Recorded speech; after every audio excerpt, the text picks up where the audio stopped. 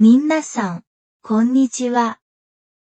今日は東京ディズニーリゾートについてお話ししていきましょう。日本語を楽しみながら勉強してください。東京ディズニーリゾートは、千葉県浦安市にあるテーマリゾートです。東京ディズニーランドと東京ディズニーシーという2つのテーマパークがあります。ディズニーランドはアメリカや中国にあるものと同じタイプのテーマパークで、シンボルのシンデレラ城を中心に、トゥモローランド、ファンタジーランドなど、計7つのテーマランドがあります。ディズニーシーは、日本にしかないオリジナルのテーマパークで、海をテーマにしています。それぞれのパークの中にはいろいろなアトラクションがあり、またショーも1日に何回か行われています。休日や祝日、年末年始、夏休みや春休みなど学校が休みになる時期は、非常に混雑します。アトラクションに乗るために、数時間待たなければならないこともよくあります。行く前に公式のアプリをダウンロードして、ファストパス、待たずに優先的にアトラクションに乗ることができるチケットをこまめに取るなど、準備と対策が効果的です。また、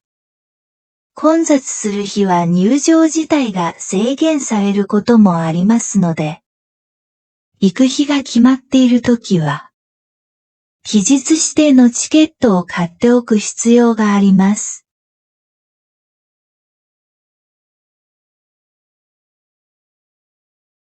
東京ディズニーリゾートは、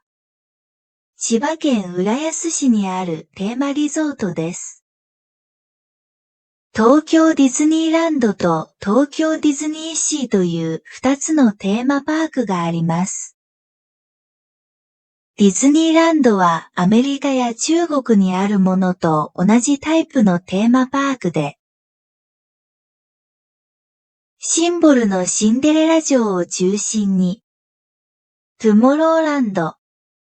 ファンタジーランドなど、計7つのテーマランドがあります。ディズニーシーは、日本にしかないオリジナルのテーマパークで、海をテーマにしています。それぞれのパークの中にはいろいろなアトラクションがあり、またショーも1日に何回か行われています。休日や祝日、年末年始、夏休みや春休みなど学校が休みになる時期は、非常に混雑します。アトラクションに乗るために、数時間待たなければならないこともよくあります。行く前に公式のアプリをダウンロードして、ファストパス、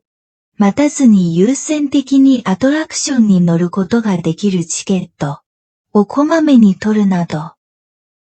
準備と対策が効果的です。また、